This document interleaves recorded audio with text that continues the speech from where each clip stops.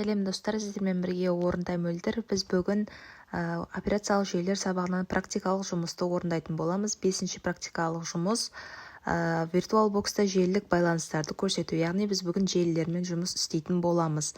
Практикалық тапсырмаларға өтейік.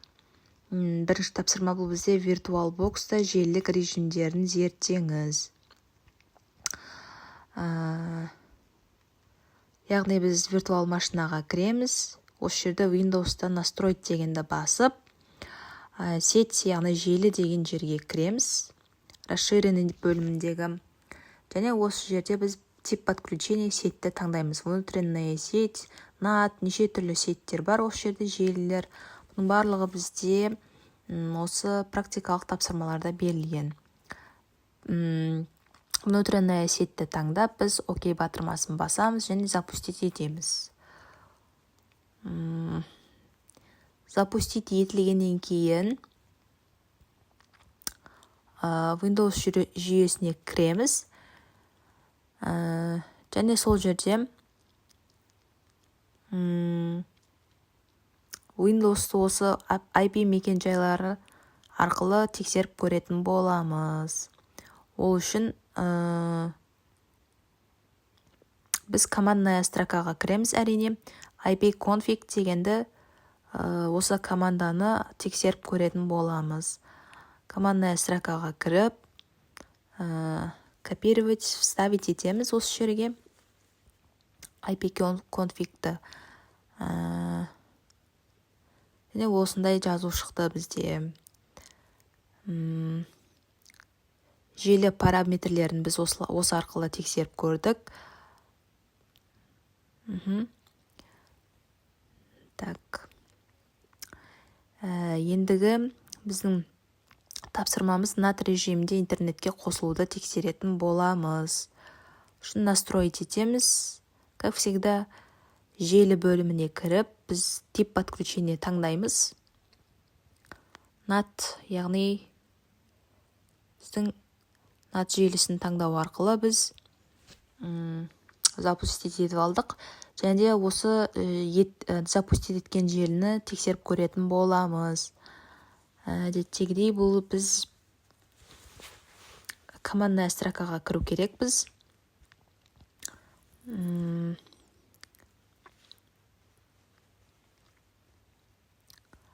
Командная строкаға кіргеннен кейін біз өзіміз таңдаған Windows'тың Ping Google.com командасын тексеріп көретін боламыз. Тексергеннен кейін бізде жазулар шығу керек.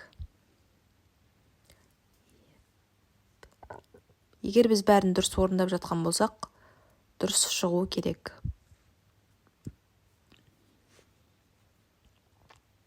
Міне осындай жазулар шықты бізде. Бұл бізде IP адрестің жауабы болған. Жалпы біздің бүгінгі тапсырмаларымыздың барлығы бір-біріне өте ұқсас. Әртүрлі желілерді біз тексеріп көреміз IP мекен жайлары арқылы. Осы Windows командасында, яғни операциялық жүйесінде қолданып көреміз. Командная строканы біз көп қолданатын боламыз. Так.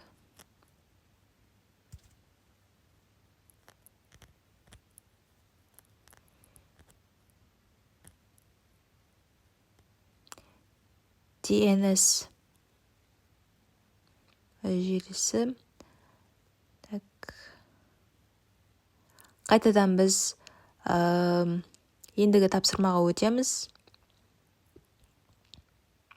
Настроить етеміз.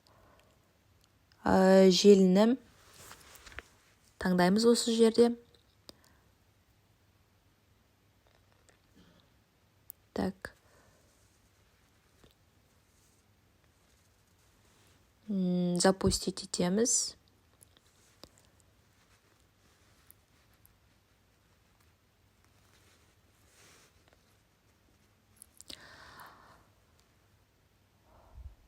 Windows жүйесіне кіргеннен кейін біз міндетті түрде запустить еткен желіні тексеріп көретін боламыз. ipconfig командасын тағы да қолданамыз. Ол үшін командная строкаға кіру керекпіз, әрине. Жалпы осы желілерді IP адрес арқылы бір-біріне жалғанбағанын тексеру бұл өте таныс, өйткені біз екінші курста осының барлығын үйренген болатынбыз. Қалай желілерді тексеру керек, IP адрес беру және де осындай командная строка сияқты түрлі командаларды орындау арқылы желілердің байланысын дұрыс байланыстыруды біз өте жақсы меңгерген болатынбыз. Осы хост компьютерден виртуалды машинаның IP мекен-жайының байланыс бар жоғын тексеріп көреміз. Ол үшін ping VM IP командасын бізге берілген екен.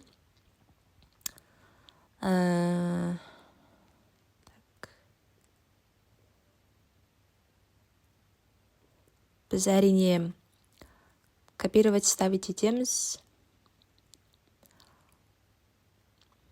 Осында жазу шықты. Бізде дұрыс жазу бұл жерде өте маңызды, өйткені қате болған жағдайда шықпай қалады.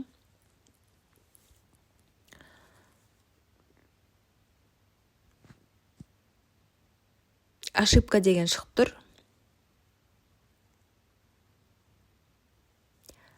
Бұл жерде кейбір нәрселерді дұрыс орындамаған сияқтымыз. ipconfig біздің бастапқы командамыз болатын.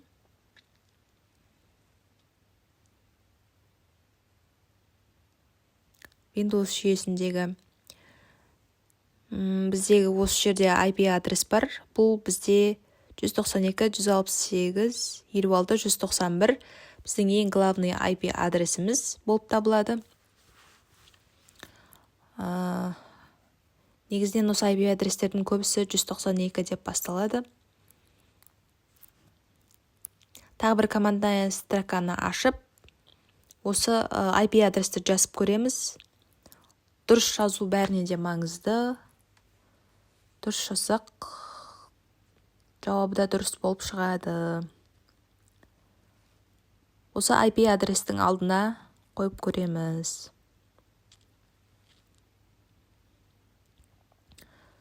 Бұл біздің жаңағы IP адресіміз деді.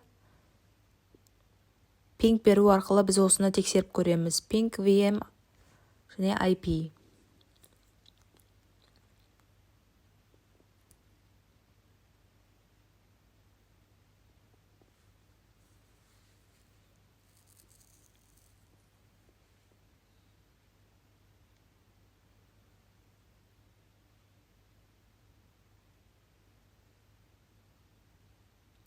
Ошибка шығып тұр.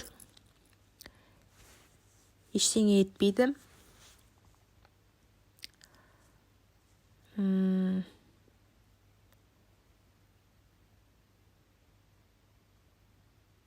Тағы да бір қайталап жазып көреміз.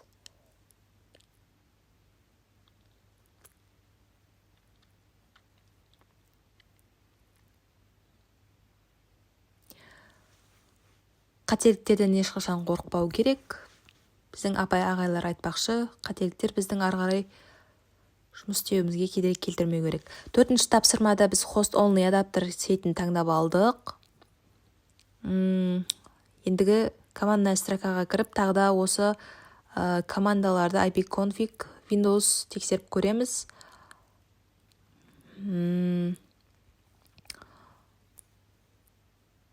Бұл жерде нақты жазылған тапсырмаларда қалай тексеру керек екені. Файлды ашып настройки бөліміне кіреміз.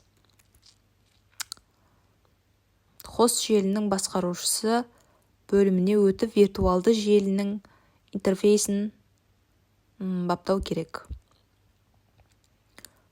Содан кейін ғана барып, виртуалды машинаны іске қосып, IP мекен-жайын анықтауға болады.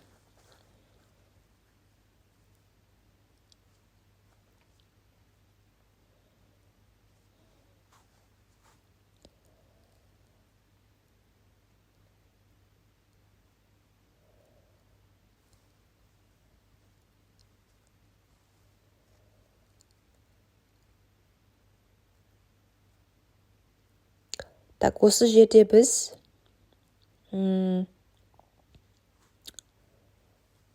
келесі тапсырмаға өтсек болады. VirtualBox'та 2 виртуалды машина жасаңыз және немесе дайын виртуалды машинаны пайдаланыңыз. Сет бөліміне кіріп, біз әдеттегідей сет желіні таңдаймыз. Локальды желі, внутренний сеть деп айтсақ та болады. Жергілікті желі.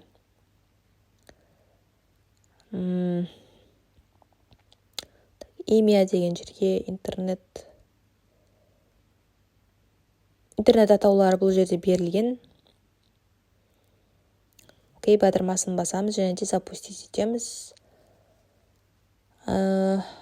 Виртуал машинадағы Windows'қа кіріп, командная строкаға кіреміз және де біздің осындай Ethernet IP адресімізді тексеріп көретін боламыз. 255.255.255.0 көріп тұрғандарыңыздар не является внутренний дейді. Сонымен қатар Linux-тында адрестер берілген. Жалпы осындай бұл жердегі тапсырмалардың барлығы осы түрлі сеттерді командная строкамен тексеріп көру және IP адрес арқылы тексеріп көру. 7-ші тапсырмада бізде Wireshark приложениесін тарту болатын. Осы жерде біз бірінші Windows 64 нұсқасын тартамыз. Сол арқылы түрлі пакеттерді біз тексеріп көре аламыз. Next батырмасын басу арқылы біз